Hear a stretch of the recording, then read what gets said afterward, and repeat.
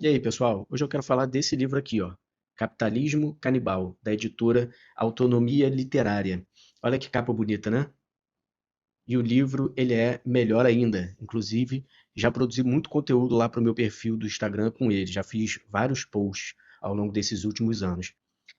A autora, Nancy Fraser, de quase 80 anos, salvo engano, ela tem 79 anos, ela é uma intelectual dos Estados Unidos, uma filósofa que usa muito do marxismo, da teoria crítica, do feminismo nas suas análises, mas ela é muito atenta às armadilhas do neoliberalismo, né, que está sempre tentando cooptar algumas pautas. Por isso ela ficou muito conhecida também pela crítica ao chamado feminismo liberal, ou seja, contra a ideia, por exemplo, de que a ascensão de algumas mulheres a altos cargos empresariais representasse algum tipo de emancipação. E ela costuma defender que a esquerda não pode escolher entre classe e identidade. Não adianta redistribuir renda, igualar economicamente as classes sociais, mas manter a hierarquia de raça e de sexo. E também não basta reconhecer as diferentes identidades enquanto a riqueza, a propriedade, o poder econômico continuam concentrados, né? Enquanto a sociedade continua sendo economicamente estratificada. E nesse livro, que é um livro teoricamente denso, né? Ela oferece, aqui os capítulos, não sei se vocês estão conseguindo ver, ela oferece uma espécie de teoria geral do capitalismo. Uma teoria geral do capitalismo contemporâneo, né? Passando pelo trabalho, pelo racismo estrutural, pela crise climática, pelas crises na democracia, pelas crises econômicas. E o livro, me parece, nasce de uma insatisfação com é, com essas duas tendências de explicação da realidade, vamos colocar assim. De um lado, um marxismo economicista que reduz o capitalismo à relação entre capital e trabalho assalariado, onde tudo seria explicado pela exploração que acontece ali dentro da produção, e de outro lado, a insatisfação com as teorias que tratam os problemas, as opressões, como racismo, machismo, a destruição ambiental, a crise democrática, simplesmente como coisas totalmente separadas, problemas aleatórios, paralelos, sem uma estrutura comum. Essa é uma das grandes forças teóricas, políticas do livro. Oferecer uma base material para unir lutas que frequentemente têm sido apresentadas, né, aparecem de formas separadas. E aí a Nancy Fraser ela pega Marx e amplia, principalmente questionando quais são as condições ocultas, as formas sociais que precisam existir para que o capitalismo seja possível. Acho que aqui é um bom resumo. E olha que interessante, né? Várias dessas condições ocultas são contraditórias, é o que ela vai mostrar no livro. Por exemplo, o caráter expansivo e predatório do capitalismo, que eu até falei sobre isso recentemente, ele exige consumir a natureza, exige matéria-prima o tempo todo, sem pausa, sem limite, infinitamente. Mas a matéria-prima não é infinita, né? A natureza, ela em algum momento se esgota. Então o capitalismo ele precisa de trabalhadores, mas também esgota fisicamente e mentalmente as pessoas. Ela retira das famílias o tempo e os recursos necessários para que as famílias consigam existir, cuidar uns dos outros. Então, o capitalismo ele precisa de um mínimo de estabilidade política, por exemplo, para fazer funcionar a democracia parlamentar liberal burguesa. Mas a concentração de poder econômico é tão grande que se traduz em poder político. Enfim, ao longo do livro existem vários outros exemplos, não vou esgotar aqui tudo, não vou falar tudo, a ideia é que você se interesse pelo livro, mas a essência é essa da metáfora do canibalismo. O capitalismo ele devora aquilo que ele precisa para continuar existindo. Ele não apenas utiliza as suas condições de existência, ele possui uma tendência estrutural a esgotá-las. E por isso não produz, né, por isso o capitalismo ele não produz apenas crises econômicas, mas também crises sociais, políticas, subjetivas, ecológicas. Mas tem um outro ponto que é fundamental e muito interessante de mencionar sobre esse livro, que o capital ele aparece na história, na ideologia, nas teorias burguesas, o capital ele aparece como um produtor autônomo de riqueza exatamente porque ele torna invisível as condições que possibilitam a sua própria existência. E eu não estou falando apenas aqui do lado oculto da produção, quando, por exemplo, o trabalhador produz mais valor do que recebe em salário. A Nancy Fraser ela bate muito na tecla, fala muito, que para o trabalhador chegar na empresa e ser explorado, chegar a esse ponto, para servir como engrenagem do processo de enriquecimento sistemático do capitalista, alguém precisou gestar esse trabalhador, parir esse trabalhador. Alguém precisou alimentar, cuidar, abrigar, amparar esse ser humano. E é o conceito de reprodução social, muito usado pela Nancy Fraser nesse livro. O conceito de reprodução social diz respeito ao conjunto de atividades que produz e sustenta seres humanos e relações sociais. Sem reprodução social não existe força de trabalho. Mas o capitalismo ele tende a tratar essas atividades como se fossem recursos disponíveis gratuitamente, recursos naturais e disponíveis gratuitamente. E a produção econômica capitalista ela está apoiada sobre esse gigantesco trabalho que some do mapa, né, que é ocultado. E a Nancy Fraser aqui, ela não está dizendo apenas que o trabalho doméstico, a gente sabe que historicamente isso recai sobre as mulheres, o trabalho doméstico deveria ser mais valorizado.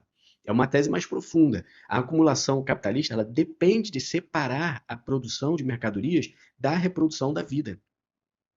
Então, a questão decisiva aqui é quem paga o custo de manter a sociedade viva enquanto o capital se apropria do tempo social. O sistema retira tempo, retira energia, retira recursos da esfera do cuidado, mas precisa que ela continue funcionando, que essa esfera continue funcionando. Então esse é um dos pontos centrais aí do livro.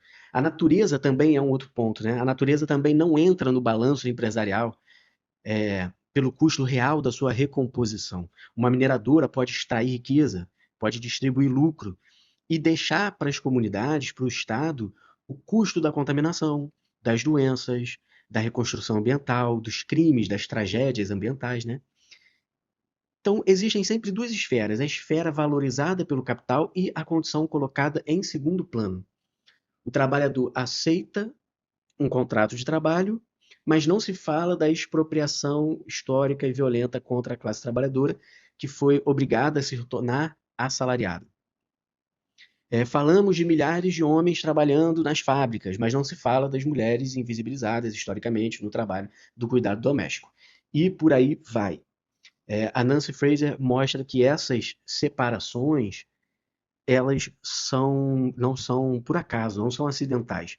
Elas são ideológicas. A economia só funciona porque depende continuamente daquilo que declara ser exterior a ela, quando na verdade não é. Então, e aqui cabe mais um ponto interessante do livro. A Nancy Fraser, ela faz uma distinção central entre exploração e expropriação. Isso é interessante, né? Na exploração clássica, o trabalhador ele é juridicamente livre. Ele vende sua força de trabalho e recebe um salário. Esse salário corresponde à parte do valor produzido. O excedente é apropriado pelo capitalista. Então, há contrato, há pagamento e liberdade formal, ainda que subsista ali uma desigualdade material. Essa é a exploração capitalista. A expropriação é diferente. Na expropriação, a apropriação ocorre sem uma relação salarial relativamente regular. Então, terras, corpos, trabalho, recursos, riquezas são tomados mediante uma coerção política, jurídica, colonial, militar. E exemplos históricos contemporâneos nós temos aí aos montes ao longo da história do capitalismo, né? Escravidão, colonialismo, a expulsão de populações de suas terras, né? De camponeses, saque de recursos naturais, trabalho prisional, trabalho análogo à escravidão, superexploração de migrantes, a apropriação de conhecimentos tradicionais, violência contra povos indígenas originários. E a racialização, que é outro ponto, racismo é outro ponto, é um dos capítulos do livro. A racialização, nesse sentido, ela ajuda a definir quem pode ser tratado como trabalhador com direitos e quem pode ser saqueado, escravizado, encarcerado, excluído, isolado, abandonado, marginalizado. O que nos permite compreender porque o racismo não desaparece quando se proclama, né, na democracia liberal burguesa, a igualdade jurídica. A lei pode declarar todos iguais enquanto a estrutura continua distribuindo proteção, propriedade, violência, precariedade de forma racializada. Então, a, a acumulação capitalista sempre combinou exploração e expropriação. O trabalhador formal do centro capitalista, ele nunca foi a única figura do sistema. Esse é também, acho que um dos pontos mais interessantes desse livro, deixar isso muito claro. Bom, um outro tema abordado pelo livro é a questão do socialismo, porque o socialismo da Nancy Fraser não se resume à estatização, quando a gente fala de socialismo, muita gente pensa, né, em estatização das empresas, dos meios de produção, e não se resume ao planejamento econômico central. Ela considera necessário democratizar o conjunto das relações que sustentam a vida social. Aquilo que a gente estava falando mais no começo do vídeo, né? Isso envolve decidir coletivamente quanto tempo será dedicado ao trabalho e ao cuidado, quais as necessidades devem orientar a produção, que atividades precisam diminuir ou até mesmo desaparecer, como organizar a transição ecológica, como distribuir o excedente social, como reparar as populações historicamente expropriadas, oprimidas, enfim, como reorganizar a relação entre produção e reprodução social. Bom, deixa eu ver aqui mais algum ponto. A Nancy Fraser, ela quer construir, seguindo essa linha de raciocínio, ela quer construir uma esquerda que seja capaz de articular o movimento trabalhista, o feminismo, antirracismo, ecologia, lutas indígenas, defesa da democracia, movimento por moradia, saúde e educação, combate à precarização estrutural do trabalho. E por isso que eu falei lá no início que ela rejeita tanto o economicismo quanto a fragmentação identitária.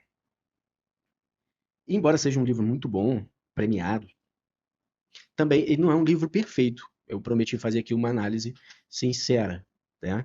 Embora eu acho que vocês é um livro para comprar e ter, principalmente em tempos aí que a inteligência artificial e as big techs estão destruindo livros físicos. Construam a biblioteca pessoal de vocês. A Fraser ela é excelente para explicar por que as crises estão conectadas, mas construir efetivamente uma aliança entre sindicato, feminismo, ambientalismo, antirracismo, movimentos territoriais é muito mais difícil em um livro de 200 páginas. Então, os conflitos entre essas forças, eles aparecem menos do que realmente existem. O livro, ele percorre uma quantidade, como eu falei no começo, ele é muito denso, teoricamente. Então, ele percorre uma quantidade enorme de temas em pouco espaço. Isso produz uma certa clareza, mas também algumas generalizações. Então, não espere uma história detalhada de cada dimensão dessa que é abordada no livro. Embora a teoria seja mais universalizável do que, por exemplo, Mark Fisher, a Fraser ainda pensa principalmente a partir da trajetória estadunidense e europeia, né? Então, colonialismo, expropriação aparecem, mas América Latina, dependência, superexploração, podem exigir, se você está começando a estudar, que você leia, complemente seus estudos com alguns autores mais periféricos, embora esse livro sirva, sim, para a realidade brasileira, tá? Enfim, e é isso. Ela repete um pouco também algumas questões estruturais ao longo do livro, mas essa repetição ajuda a fixar a tese. É uma análise sincera, tá? Ele não é um livro difícil de ler, mas também não é ridiculamente fácil. Não é uma transcrição de palestra, né? Não é uma coisa muito oral. Exige um mínimo de familiaridade com teoria crítica, marxismo, feminismo, etc. O livro, em alguns momentos, vai usar uma linguagem um pouco mais acadêmica, mas nada que te impeça de ler, de reler, de pesquisar. Não é um livro muito grande, tem 200 páginas mais ou menos, e 6 capítulos e um epílogo sobre a pandemia. É um livro que eu gosto muito, que eu sugiro que vocês tenham, que vocês comprem, que vocês leiam mais de uma vez, porque ele realmente, sinceramente, pessoal, é um livro que aborda um dos poucos livros que aborda essas faces ocultas do capitalismo. Para além das formas sociais do capitalismo, do fetichismo, da mercadoria, da ideologia, etc., né? A questão da reprodução social. Tá bom? É isso, espero que vocês tenham gostado. Pretendo continuar fazendo essa espécie de quadro aqui no canal, trazendo análise de alguns livros. E não se esqueçam de deixar o like, se inscrever e participar do meu apoio também, né, para que eu possa continuar fazendo esse trabalho nas redes sociais. Até a próxima.